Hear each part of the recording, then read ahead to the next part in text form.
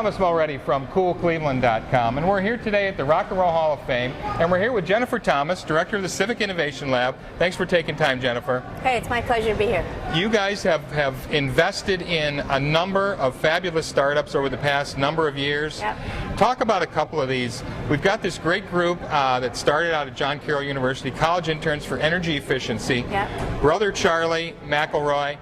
How did the Civic Innovation Lab really help him? When he came to you, what shape was he in and where did that program go? Well, he had a great idea that he is a very altruistic guy, and what he really wanted to do was help his students. And he wanted to find a way for students to make some kind of a stipend to help them through their college education. And he had connections at the state Department of Development, and what he was able to do was connect the two to meet manufacturers and to say to manufacturers, I can help you get an energy efficiency grant from the state, and we can have the students do the work and possibly get a little stipend in the end. Wow. So what did the lab do for his organization? I mean, when he came to you, this was sort of a concept, he was just getting started with it? He was just getting started with it, and what the lab did for him was really to help him organize it and get it into a sort of a systematic approach so that he could line up the students. He knew how to go and contact the manufacturers, how to talk to the state, really put it into a business format. You know, he talked about really getting a lot out of yourself and your staff, even as much as he got out of the mentorship and the money. Talk about what the staff does with folks, because a lot of it's behind the scenes. We hear about the money, we hear about the mentorship. What does the staff do for folks like Brother Charlie and everyone that comes to the lab? Well, what we really do is push them to get their idea to a level that they can execute on it. So, revenue is important. Where is the money coming from? Your audience is important. How are they responding to you? We need to have Brother Charlie to be able to have a good pitch so that when he goes into the manufacturers, he's credible, he's saying the right things, they believe him, and they buy into his project. So you meet with a lot of these mentors repeatedly at different stages, and you'll tell them, you're not ready yet to make your pitch to the mentors? We do. I actually meet with them a lot, and what I try to do is really get them to the point where they're ready. So, making them focus, making them really elevator pitch ready. Right.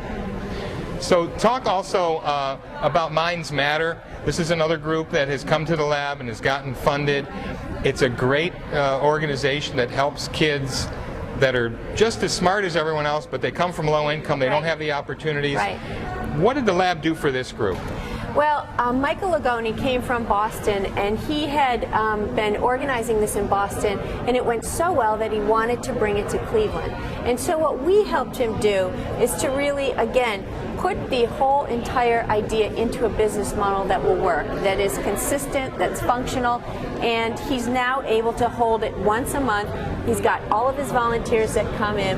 The students are there, they're committed, and what we want to see from him is we want to see results. So we want to see the students come into his program, stay in his program, graduate, and then actually come back and participate in Cleveland.